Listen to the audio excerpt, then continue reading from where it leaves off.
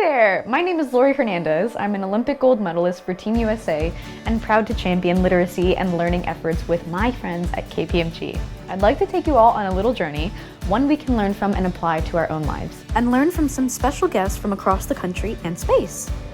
Welcome to Philadelphia's home court. Welcome to Broadway. Welcome to the International Space Station. Welcome to Costa Mesa. Welcome to Crown Holdings. This is KPMG Virtual Field Trips. Sports play a huge role in American culture, but don't be mistaken, sports aren't just games. They're important parts of how we learn to interact with one another, especially when integrated into our school system. Sports encourage teamwork and cooperation, promote physical fitness, develop sportsmanship, and foster socialization. Today, we won't be talking about my favorite sport, gymnastics. We'll be talking about basketball. Let's dive into a little history. Basketball originated in 1891 when James Naismith, a young physical education teacher in Springfield, Massachusetts, was asked to invent a new game that could be played indoors during cold winter months and keep students out of trouble.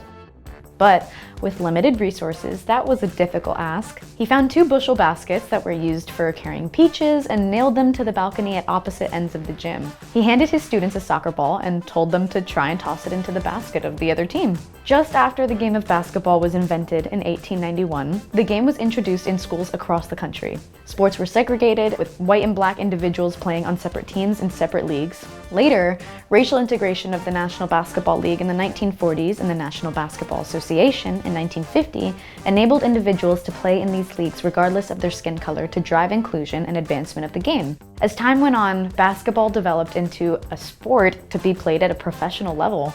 New rules like goaltending, the 24-second shot clock, and a 3-point line were introduced to make the game more fair and more exciting to fans. Excitement over the sport saw the formation of the National Basketball Association in 1949 and the Women's National Basketball Association in 1997.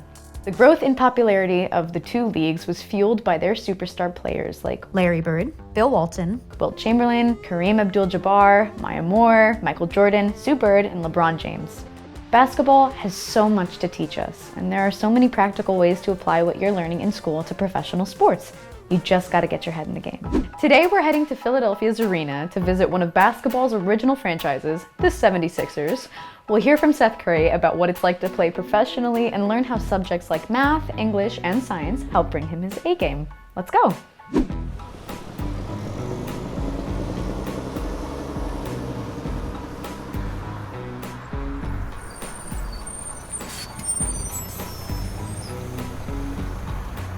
Welcome to Philadelphia's home court. Originally opened and established August 31st, 1996. 3 teams call this place home. My team, Philadelphia 76ers, the NHL, Philadelphia Flyers, and the National Lacrosse League's Philadelphia Wings. Let me show you around a bit. First up, we have the main stage of the basketball arena, the court. This is the spot that gets all the attention, and you'd be surprised how much goes into putting on an NBA game. Over here, we have the scorer's table where the keepers tally the points and keep track of the shot clock. All those numbers don't appear by themselves. Additionally, this table has statisticians and sometimes live commentators for the TV and radio broadcast. If we head off the court, we'll find the locker room. This is where the team can change, shower, and strategize before and after the game. We'll hear from our coach about how we can improve our game, and we'll encourage our teammates. The locker room houses all sorts of equipment that helps us play our best, including dry erase boards, jerseys, personal training equipment, and of course, basketballs. Now for a bit of a look behind the scenes of the in-arena video production. While a game is being played, there needs to be several cameras around the arena to capture all sorts of different angles. These ultimately end up on the video boards and the Jumbotron to give fans a lot closer look at the action. If we take a look way up near the top of the arena, we'll find the press box. This is where we might find the in-game announcer, certain staff members of the teams, and certain members of the press like journalists, photographers, and videographers. If we head outside of the arena to the concourse, we'll find all sorts of places to eat. In addition to a wide variety of concessions, we'll find large communal eating areas.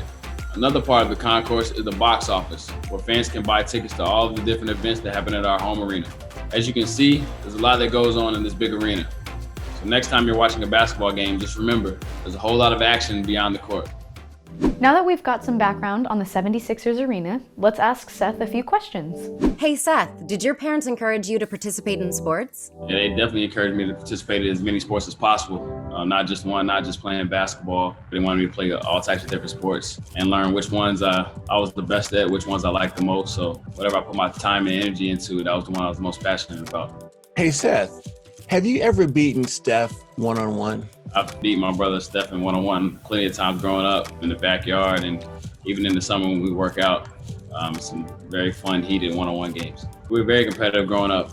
Me, my brother, my sister, really our entire family. We're a sports family and we all got that competitive edge to us. Hey Seth, what's your favorite thing about playing in Philadelphia? Favorite thing about playing in Philadelphia has definitely been the fans.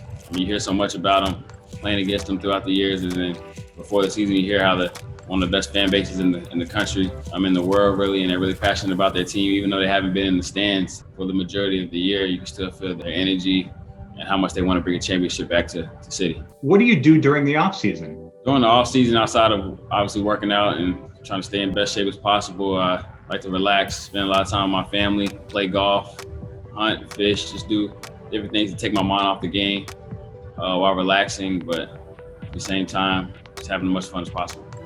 Hey Seth, what's your favorite memory you've made playing in the NBA? My favorite memory playing in the NBA so far has been the three-point shootout when it was in Charlotte, back in my hometown, being able to participate in that event with my family in the stands and a lot of friends and family in the city during that weekend was a lot of fun. Hey Seth, has playing sports had an impact on you as a person? Playing sports impacted me as a person, just being able to learn how to deal with teammates and get to know how to be around a lot of different types of people and work together to accomplish one goal. Playing basketball over the years has definitely translated to different things off the court as far as working with teams in school and business, all types of different areas. Definitely have to have a discipline to be the best you can be as a teammate, as a player.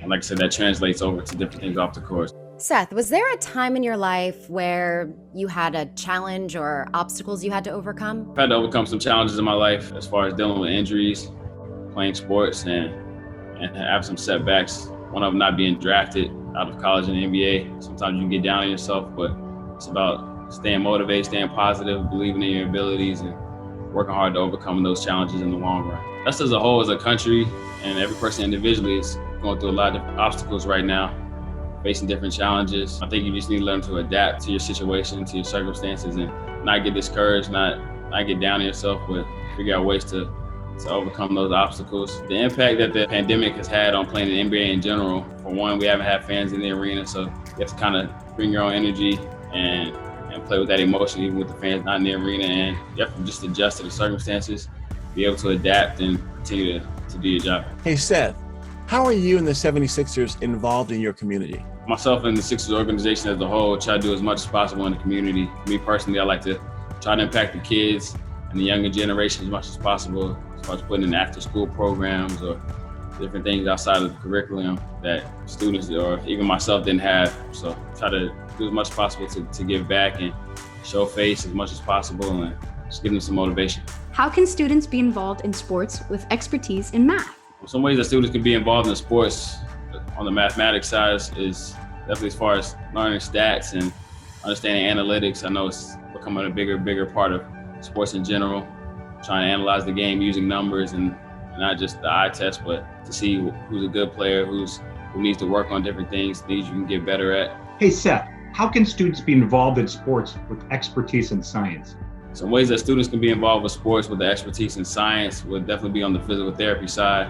We're learning more and more about our bodies and how you need to be in shape and how you need to be healthy to perform at your best once you get on the court. So on the science side, just learning about physical therapy, getting in shape, helping overcome injuries, and plenty of people to help us on the science side, not just on the court.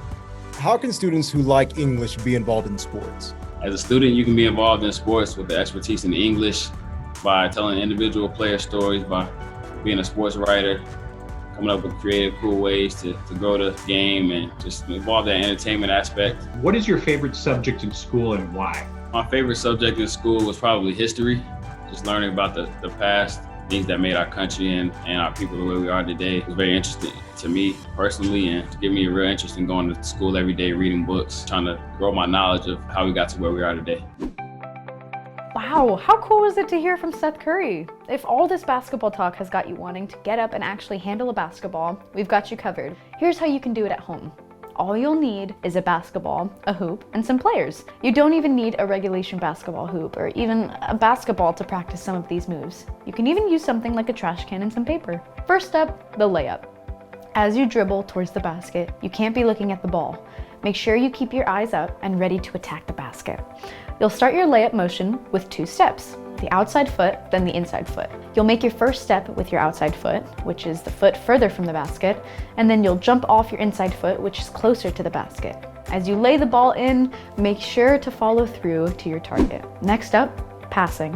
When you need to get the ball to a teammate, you have 3 main options for passing. The most common is a chest pass. With your hands on the side of the ball, you push it out from your chest to your target. Next up is the bounce pass, where you use the ground to make your pass. As long as you get your angle right, it'll bounce back up to the hands of your waiting teammate. The third pass is the overhead pass, which is used if you have the ball above your head. Simply thrust your hands forward towards your target and be sure to follow through. Even if you've never played basketball before, you can quickly develop your layups and passing ability with just a little bit of practice. So get out there. Is your head spinning from everything that you just learned about basketball? That's all good, because I've got you covered with today's takeaways from the day. For one thing, sports has the ability to teach us so many valuable and important life skills like sportsmanship, teamwork, socialization, and cooperation. Not to mention that sports keep us moving and physically active. Additionally, we learned a bit about the history of basketball, from its beginnings as a game with 2 peach baskets nailed to either side of a gym, to the progress of racial integration that was made in the 1940s and 50s, and development of the Women's League in the 90s, we've come a very long way to get to know professional basketball leagues we know and love today. We also learned about all the different parts of a basketball arena, from the court, to the scorer's table, to the locker rooms, to the press box, to the concourse. There is so much that goes into putting on a good game. But what's really amazing are all the ways in what you're learning in school can apply to the world of professional sports. For instance, science can be applied to sports medicine and physical therapy, math is essential for sports statistics, analytics, and bookkeeping, and writing is a very important part of sports marketing and journalism. There are so many people that have a hand in professional sports with so many different skill sets to contribute. Well, kiddos, this is where I bid you adieu. But before we say goodbye, let's hear once more from Seth Curry. I know that sometimes it can be hard to connect to the things you are learning in school with your future plans. Good education is the foundation to limitless possibilities we saw in today's episode. To learn more about KPMG and its commitment to education and lifelong learning, please visit www.kpmg.us. Until next time.